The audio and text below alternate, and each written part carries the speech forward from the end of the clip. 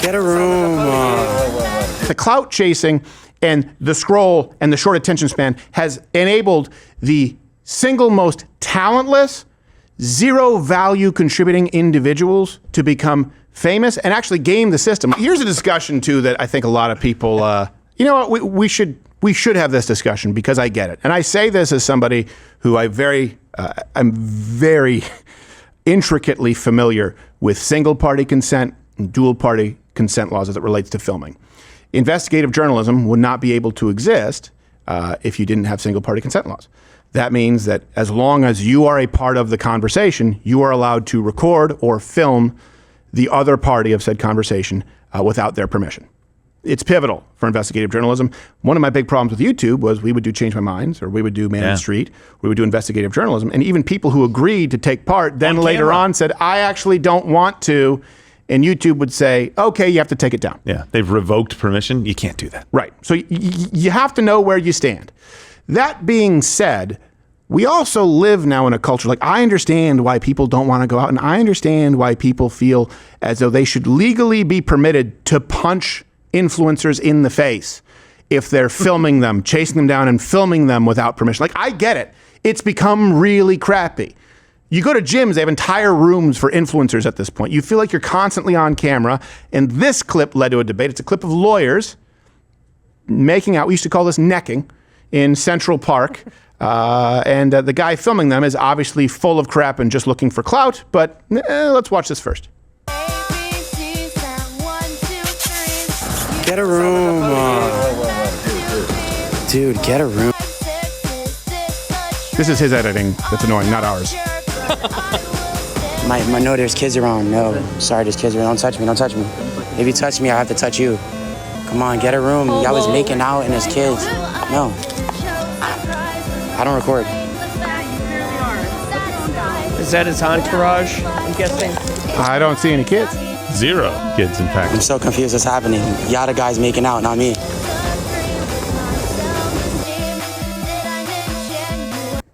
Now, before we get to the journalism where they may be married or they work together and the dynamics of power, all that, I will tell you this. That's pretty crappy.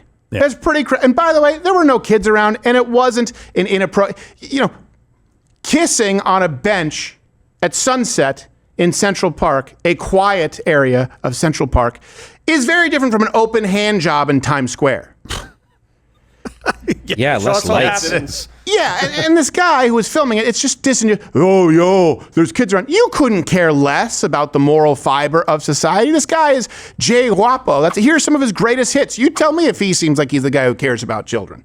Body going crazy, he want me to have his child. F***ing with them hoes, yeah, I heard you get around. Hey, come on, you're on a platform where there are children.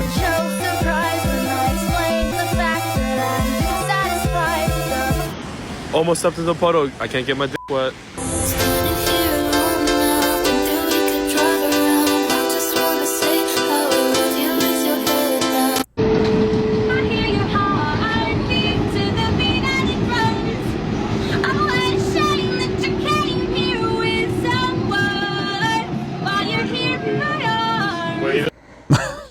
So annoying. So he has no problem being a disruption, being invasive, being a general prick. For no reason, by the way, to people who didn't ask for it at all, but two people consensually, and by the way, relatively tastefully embracing in a private area of Central Park. That's what you decide. Oh, because of the children. This is the problem: is that the clout chasing and the scroll and the short attention span has enabled the single most talentless, zero value contributing individuals to become famous and actually game the system. Like, here's the problem: we create a show. Let's just give you an example. We create a show, we give you references, we give you sources. It takes a lot to do what we do on election night, investigative journalism, the sketches. There is no way that all of this will do as well as someone taping a video going, jail Mom Dami, click like if you agree. Trump is a fascist, click like if you agree.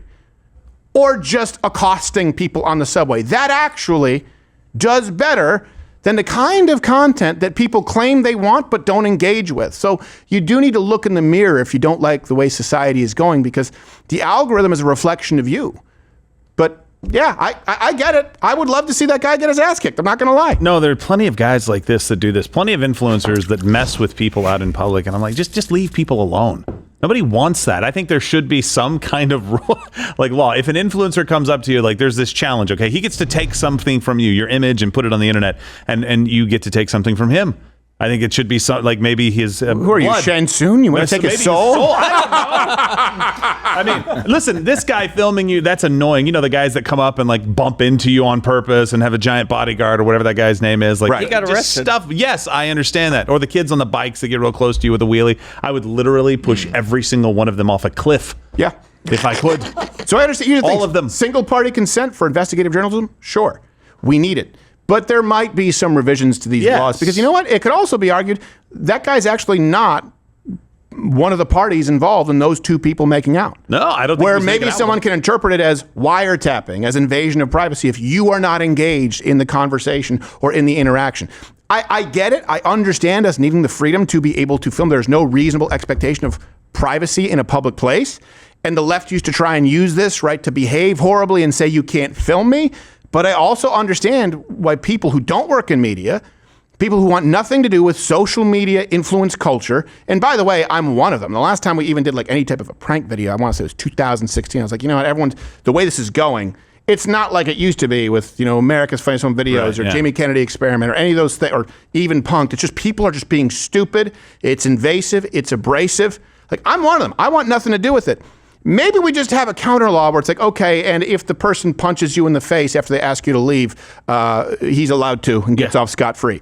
But the New York Post actually wrote this regarding this incident, so you can go check the reference there. They said, according to the firm's website, the lip-locking legal eagles both work in the firm's litigation department, but it appears Cullerton, the man, is in a much higher position of power than his younger colleague. Oh, my God. Now they go to the meet. Hey, it looked like she was doing so quite consensually, just to be clear. It wasn't like he was just grabbing her boobs. Like, her leg was on top of his. Yeah. That's And her arm was around him. Come on, for all we know, she was taking advantage of an older man. Yeah. Now do all of the homeless exhibitionists masturbating in Central Park.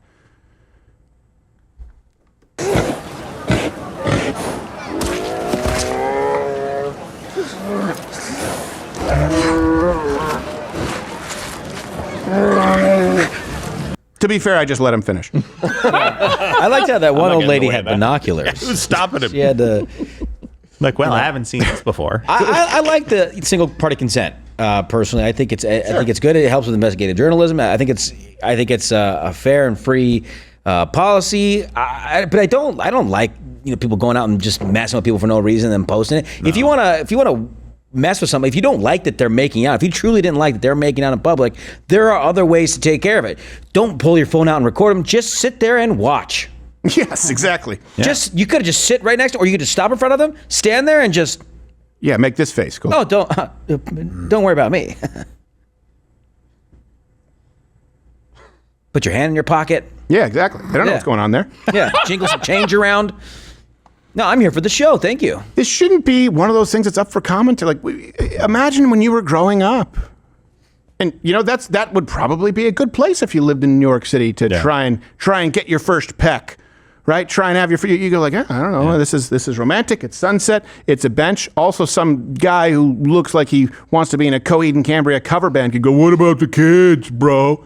Well, the park bench smells a little less like piss than the subway. Yeah, that's true. That's true. So maybe, That's true. Let's play it again. Let's see exactly what was going on, because then the conversation turns to, power differential. Yeah, come on. She's into it. She has her... Get a room. Dude, get a room.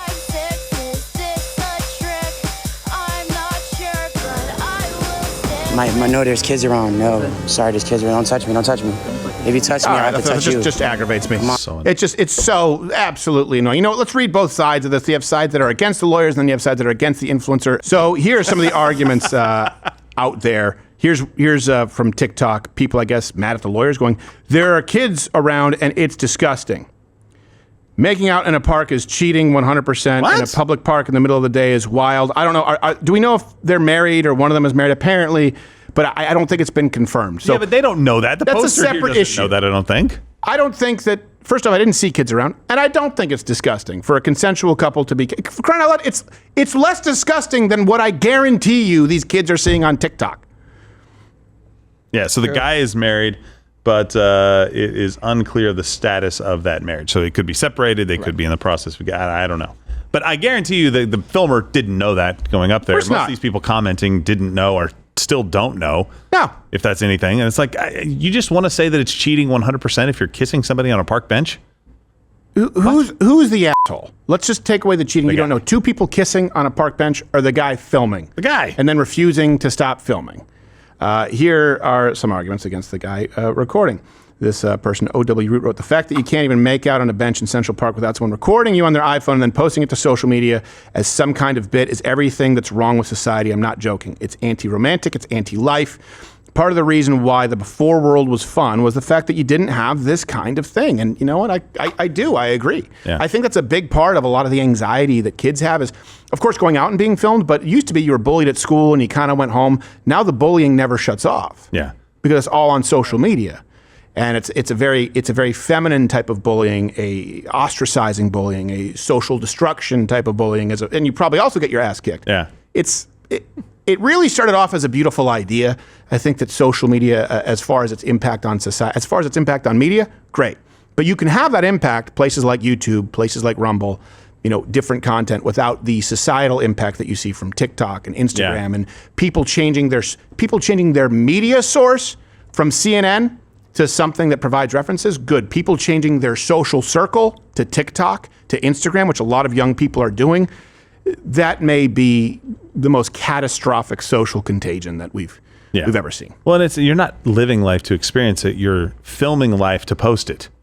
That's essentially what people have started doing now. And you see that so many times when people come across like this horrific scene, maybe there's a stabbing or an accident or a fight. Their first instinct is to pull out their phone and film it instead of help. Right. That's not the kind of culture that I want to live in. I want to make, if no one gets it on video, fine. Can we please try to save somebody or prevent a fight or help somebody out in a difficult situation? Instead of just like, well, I pulled my camera out, I'm doing my part. No, you're not. You're a drain on society. We don't really need you doing that. Sorry. Yeah. But imagine the trauma. Like, I was jumped when I was a kid in 6th grade. Jumped by some guys, flipped off a bike into a tree. I got beat up because I think I had a concussion. I have no idea. I could barely stand up. Imagine that being filmed, and how I felt afterwards was horrible. I'm a big kid. I can take care of myself. Like, I was like, I couldn't believe that I had gotten jumped by these guys and gotten beaten up.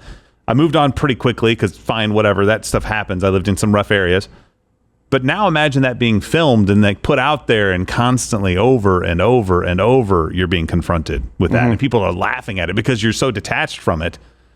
Yeah. Like it's not the kind of society that we really want kids to be growing up in right now. And that's exactly what they have to deal with. Yeah, maybe people in chat, I don't really know what the solution is. I don't. We got to change the reward structure a little bit. I don't look at it typically like from a legislative lens. I look at it from like, hey, we need society that doesn't prize that. And right now it does. Yeah, I don't know. Yeah, I mean, that guy who we just quoted, the next line actually is I think kind of, something worth looking at too. It says the ability to do something without it being documented and recorded is the difference between being free versus an animal locked in a cage. I mean, he's not wrong.